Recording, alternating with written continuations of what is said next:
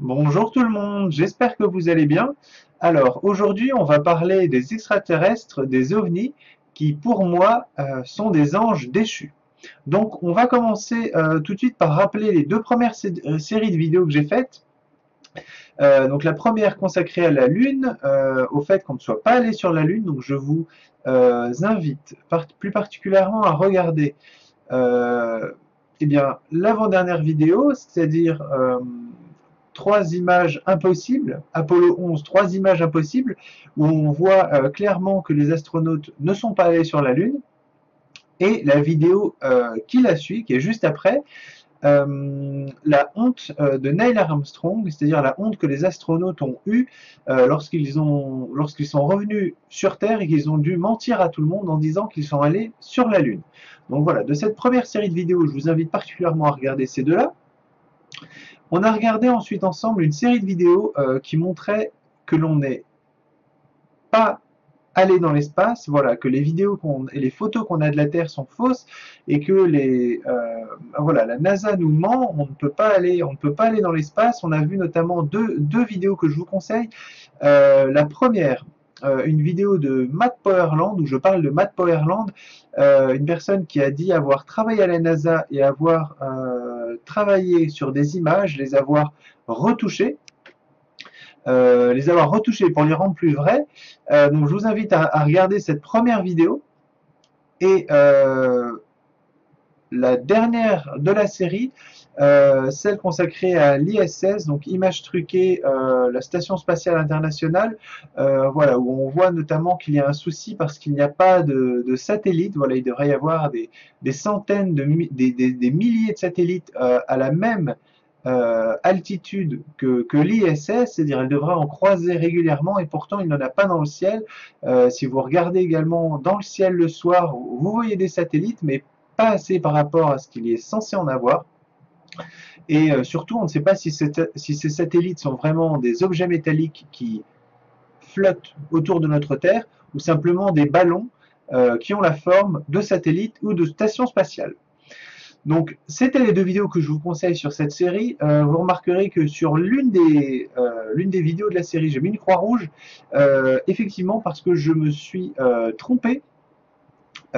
Pour cette vidéo, je devais j'ai indiqué qu'il y avait une différence de 200 km à la limite sur le côté de l'Afrique et je me suis trompé parce qu'effectivement j'ai utilisé grâce à un internaute qui m'a écrit, donc n'hésitez pas à commenter, ça m'aide, voilà, aidez-moi aussi si jamais je me trompe à corriger mes erreurs.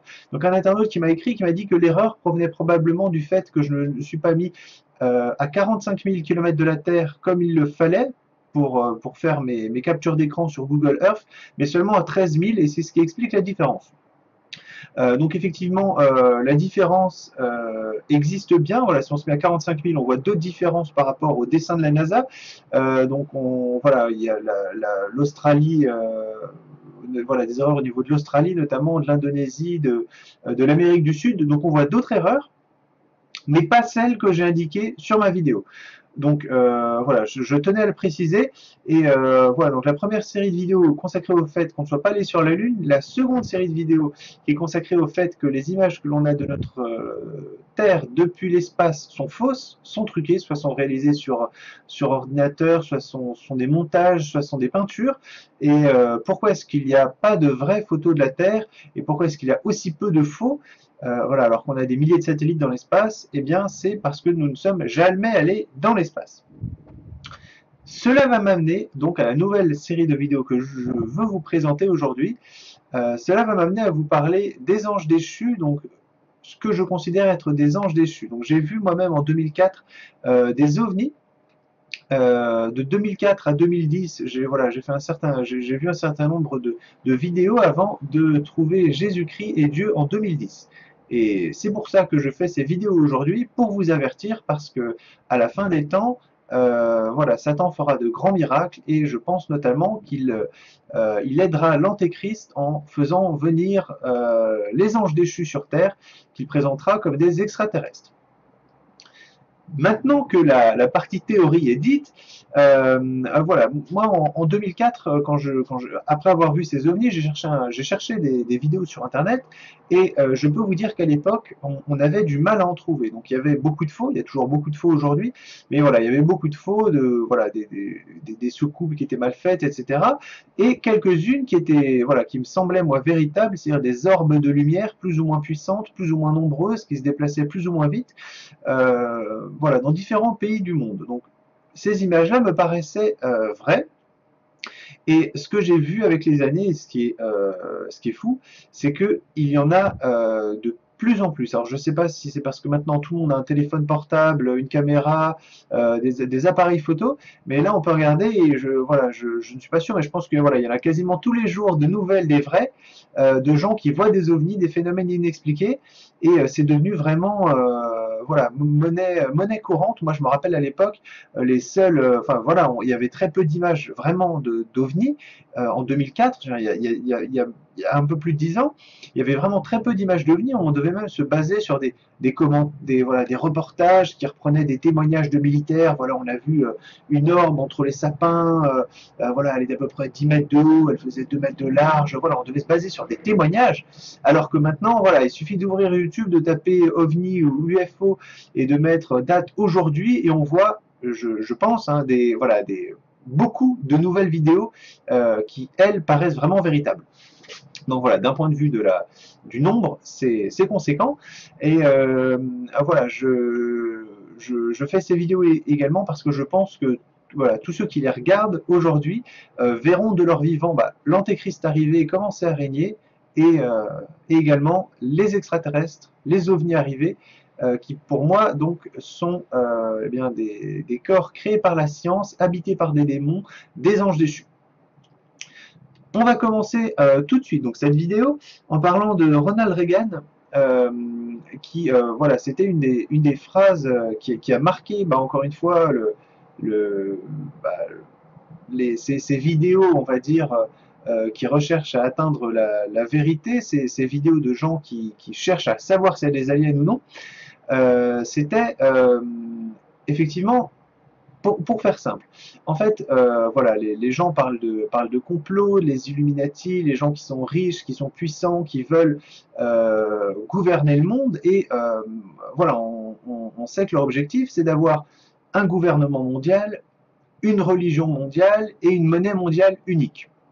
Donc ça ressemble très fortement à ce dont a besoin l'antéchrist pour pouvoir régner, et notamment d'un point de vue du gouvernement mondial, eh bien, voilà, les gens utilisaient cette phrase de Ronald Reagan qui disait voilà, il m'arrive de temps en temps de penser comme nos différences disparaîtraient rapidement si nous étions confrontés à une menace voilà, extraterrestre qui viendrait d'en dehors de notre monde.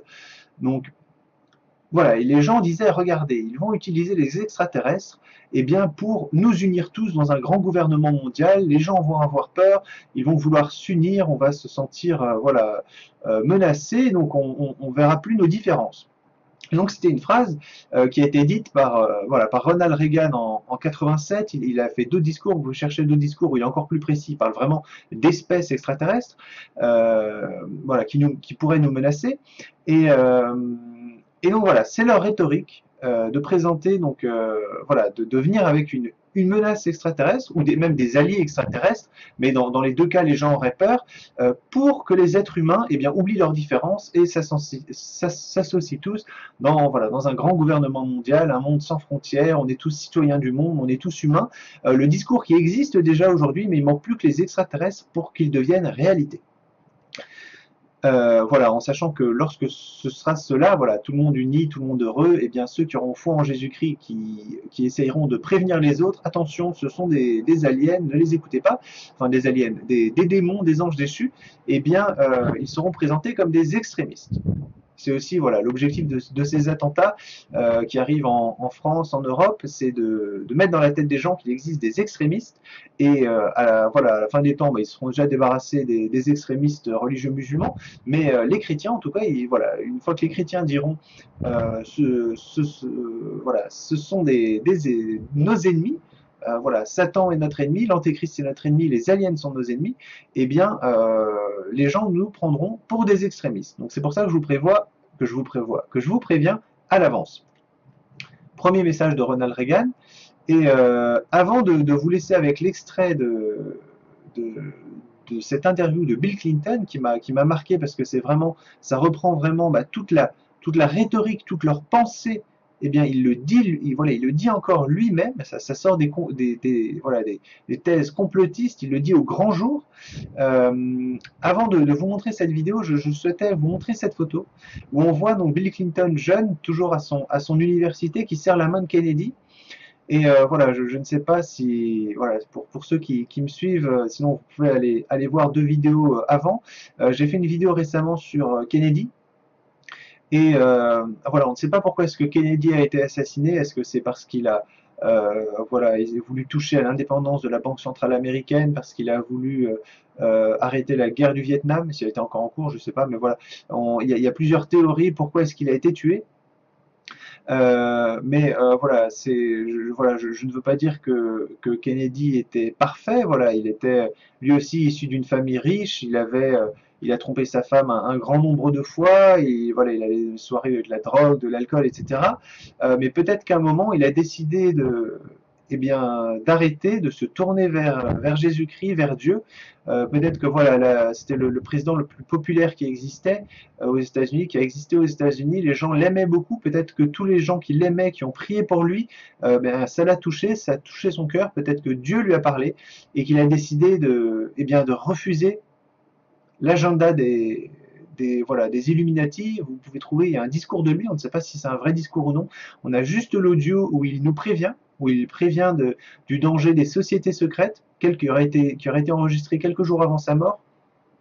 Mais voilà, là sur cette photo, on peut vraiment voir la différence entre Kennedy, qui a probablement souhaité résister à Satan, qui s'est finalement rendu compte de son erreur et qui a voulu agir en être humain, Kennedy, donc qui est mort parce qu'il a dû s'affirmer, et Clinton, qui lui était encore jeune, voilà, qui allait être formaté, voilà, qu'on allait lui laver le cerveau, il allait participer à je ne sais pas combien de soirées satanistes, mais voilà, l'un a fait le choix de continuer à vivre cette mauvaise voie, l'autre s'est rebellé et il est mort.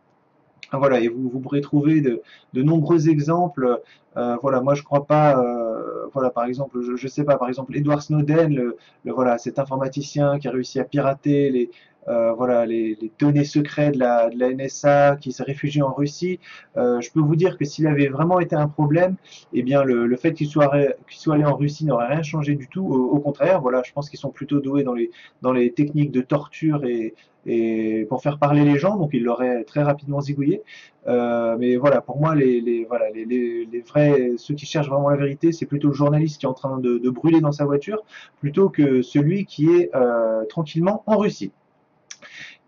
Maintenant que j'ai terminé, je vous laisse avec cet extrait donc de Bill Clinton qui reprend encore une fois toutes les thèses, toute la théorie de l'antéchrist. Eh bien, il l'a dit, il la met en pratique avec un grand sourire.